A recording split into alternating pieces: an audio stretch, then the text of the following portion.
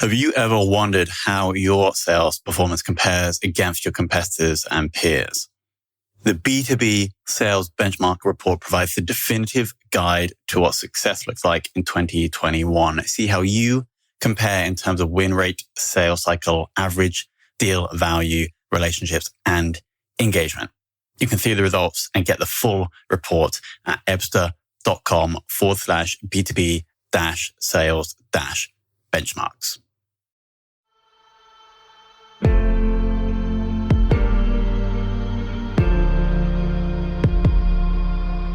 This is Sales Ops Demystified, the #1 most downloaded podcast in sales operations. We invite the brightest minds in sales operations onto the show to deconstruct the why, what, and how behind rep productivity, forecasting, metrics, and all things revenue. This podcast is brought to you by Ebsta, the leading customer engagement platform for Salesforce.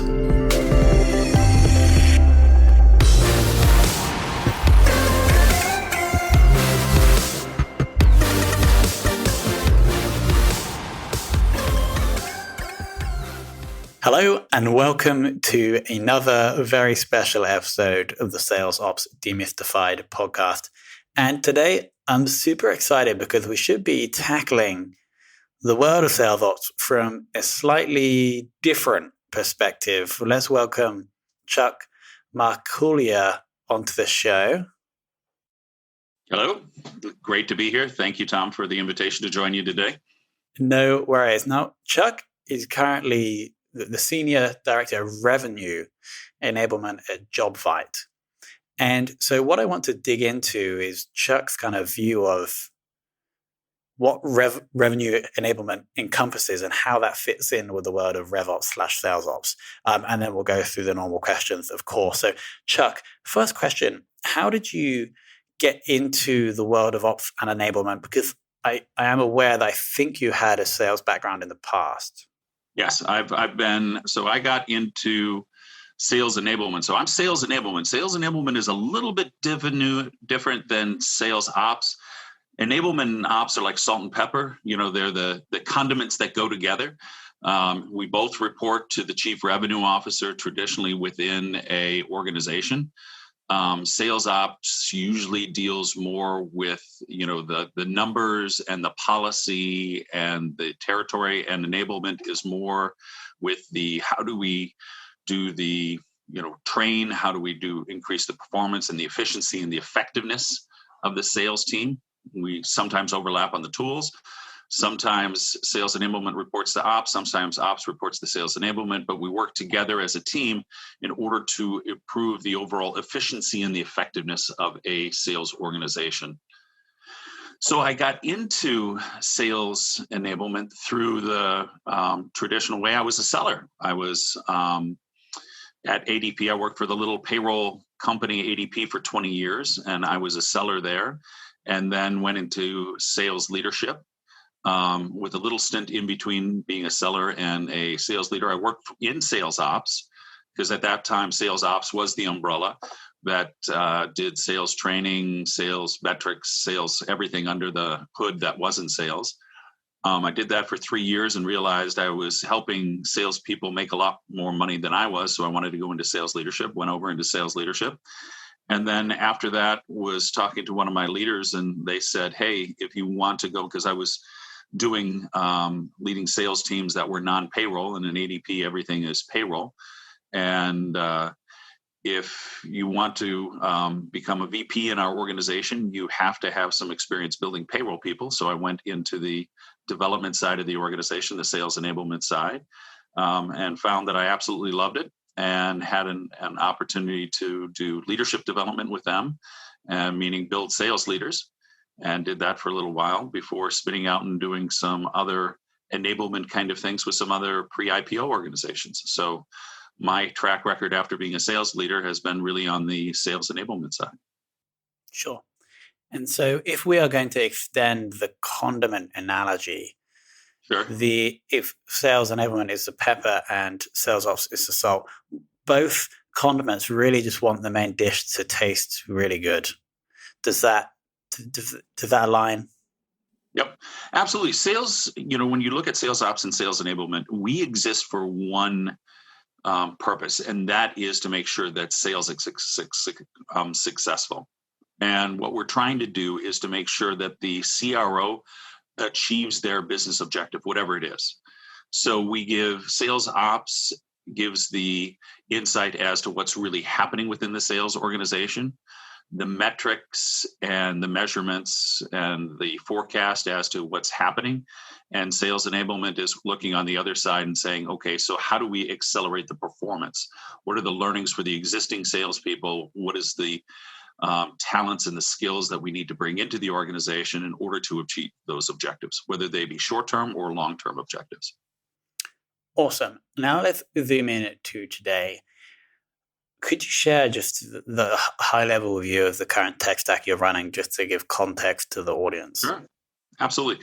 So I've just recently come into Jobvite, and Jobvite's overall tech stack, of course, is anchored on Salesforce as our main CRM. We use ZoomInfo as a data research engine. Along with that, we use LinkedIn Navigator in order to be able to find, details on information along with ZoomInfo. We use HubSpot as a sequencing tool along with our marketing engine, Gong as a call recording and a deal insight tool along with Deal Hub. So those are our main anchor tools that we're using. Awesome. Sounds like a very solid foundation. The next question is really looking at, well, I assume you actually came into the organization when things were pretty remote. And so I assume you haven't seen kind of the before and after, but it would be good to get your view of how the organization is adapting to selling remotely since you have joined. Yeah, Jobvite's sort of an interesting organization. Jobvite was about just a little under 18 months ago. K1 Investments came into Jobvite and actually bought 4 companies and brought them together under the Jobvite banner. And so you had 4 companies from different parts of the United States that were brought under the Jobvite banner and then was going through a consolidation. So they were by necessity remote and then undergoing a consolidation into a hub within Indianapolis. And so they had a remote aspect that they were looking to bring into a centralized hub. So there were always going to be parts that were remote. And then COVID hit. And of course, there was the continued remote aspect. And people were stay at home or even from their homes going back to, other parts of the country from the office areas in order to be able to continue to work because no one knew how long this was going to take. So, we're seeing all the way across the United States, whether it's Jobvite or other organizations, that people are effectively working from home. All the way around the country and trying to figure out how do we work in an organization that is now pretty dispersed. And it's all about now communication and connection. How do we take people with these functions where we're used to just sitting in cubes and turning our head and saying, hey, Tom, what are you doing over here? How do you solve this problem? How do I pass this off to you? And now getting connected with that person sharing work.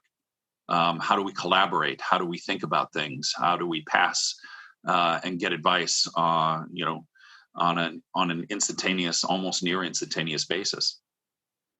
And so can you share just one thing maybe that you've seen happen or you have suggested happen to help with that collaboration, especially in the sales team?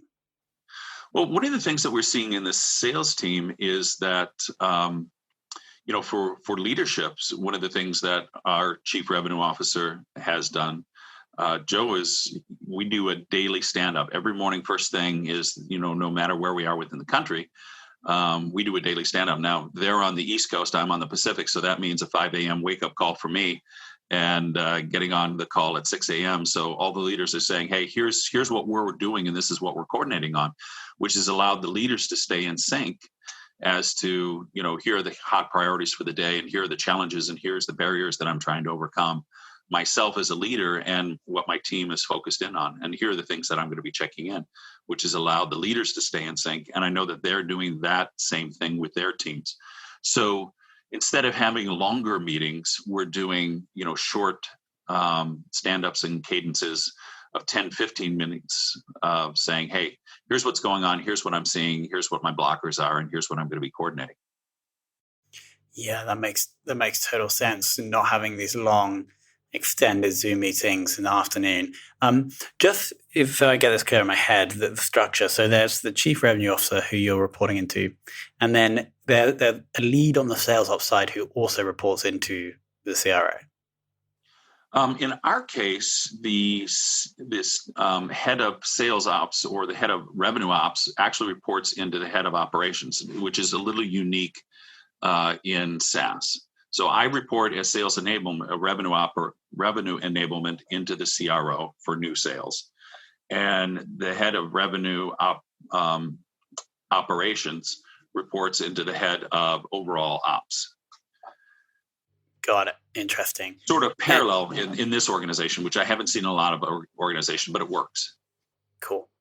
Have the way your role in enabling the sales team, what have you seen that has worked whilst being remote? Either like, let's say, a new tool that you've rolled out or a new kind of process within Salesforce. So have you tried anything that does seem to be having an impact? Well, being newer to the organization, I'm still under the sort of the review. What are they doing? And what we're really focused in on is to look across the whole revenue team, from marketing to new sales to account management to implementation to CS, and say, all right, is there a consistent buyer's journey? And when a buyer comes in, what is the look and feel? Because when you come in, Tom, if you were to come into Jobvite and work with our organization, you don't care who you're talking to. Or, from the time you hit our website to talk to a salesperson, to an implementation person, to get that support, you really don't care as a buyer.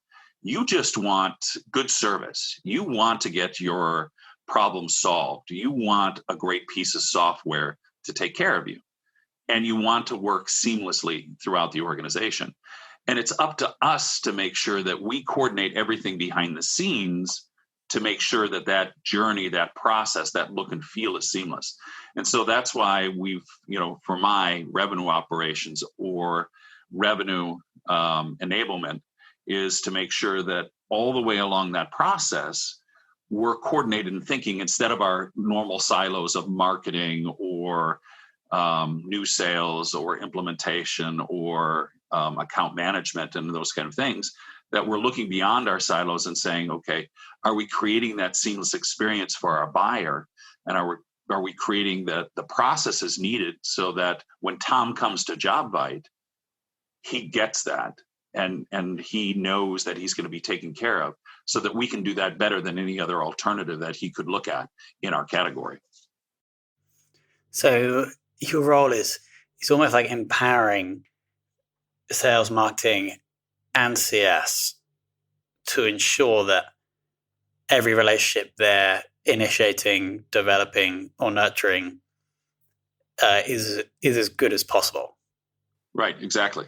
And so that we're using that we're singing off the same sheet of music, that we're making sure that we're consistent in the messages that we're saying, that marketing comes up with good stuff that's actually used by new sales, and that what we're saying in new sales is actually being passed off to implementation, so that buyer's experience is consistent all the way across. Because think about how you buy.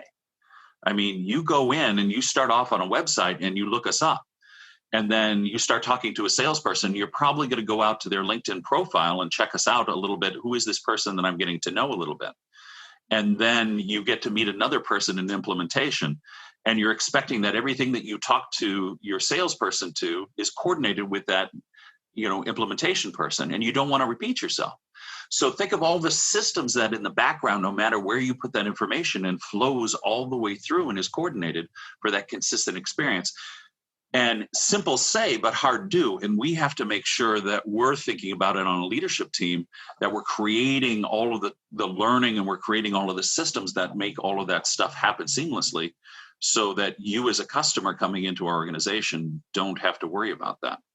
And so We've got to train our people to actually pass the information on. We've got to make sure that we're collecting the information for the next person so that that goes all the way through, that everybody can do their job when it comes through. And we've got to measure that it's actually happening. And that's where enablement and operations have to pair together to make sure that those things are being looked at, passed on, and coordinated. Sure. Are there metrics you can track to see how you are progressing with that consistent customer experience? Well, there's the traditional metrics of, satisfaction, where you say, all right, how did we do? Because customers will be vocal, but unfortunately, customers are going to be more vocal when you do it wrong than when you do it right. But you can look at things along the way on behavior. Are they responding? Are they setting up utilization of your systems and your processes? Are they implementing on time? Are they fully utilizing? Are they getting up to speed with the amount of volume that you had expected or said that they would put onto it? Those are great indicators whether you're satisfying the customer or not. Got it. So it's more looking to the customer for them to inform us on how their experience has been. And over time, in theory, that would improve as you align all these different departments. Well, yes. And as well as, are the customer actually using your tool?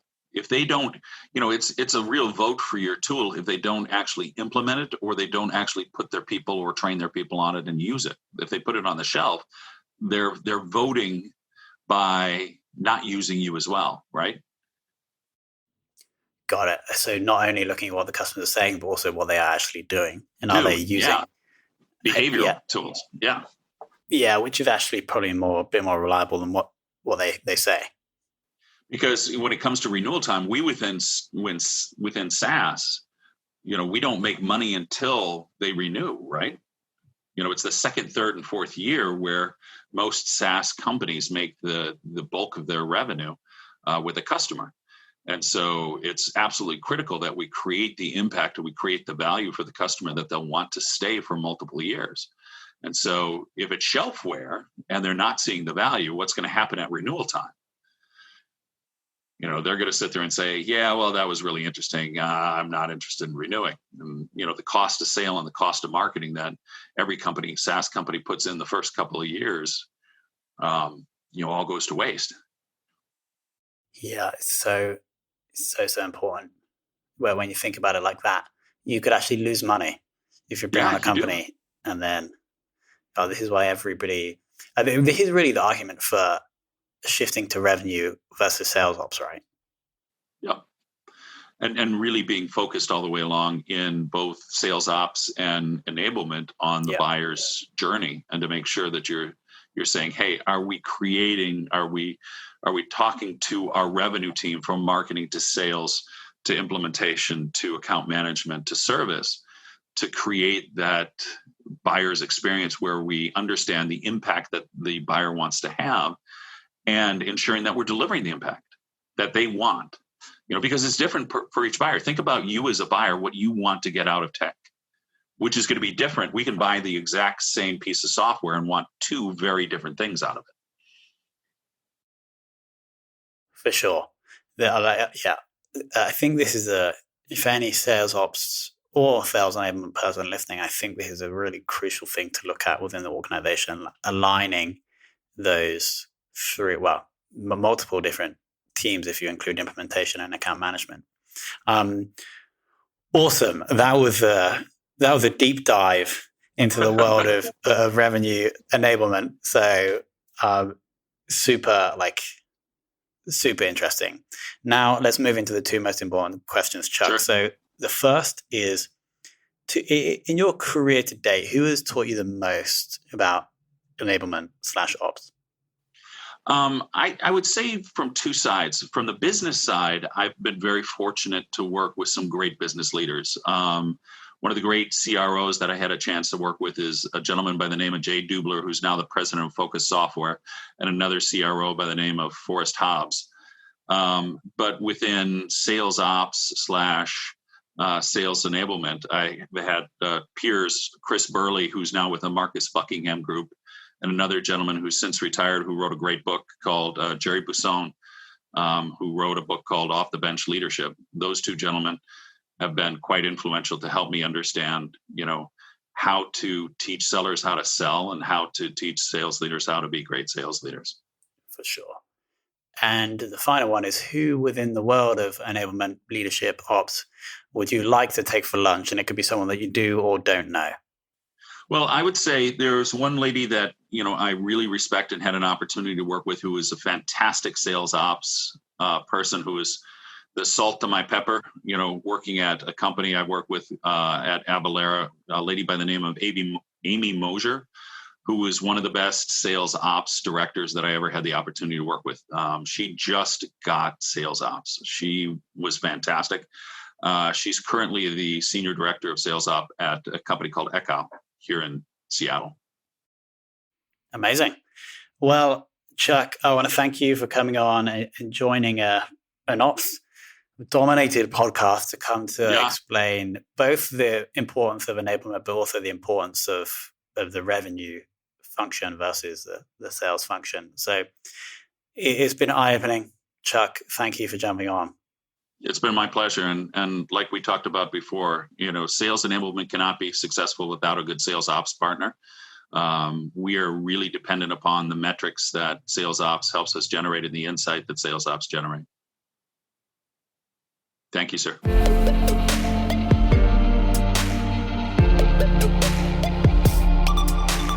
Thank you for listening to this episode of the Sales Ops Demystified Podcast. If you are listening on a podcast listening application, then please subscribe, rate, and review. And if you have any questions about the show, if you know a guest, or if you have any questions about sales operations, just hit me up at tomhunt@ebster.com. That's tomhunt@ebster.com.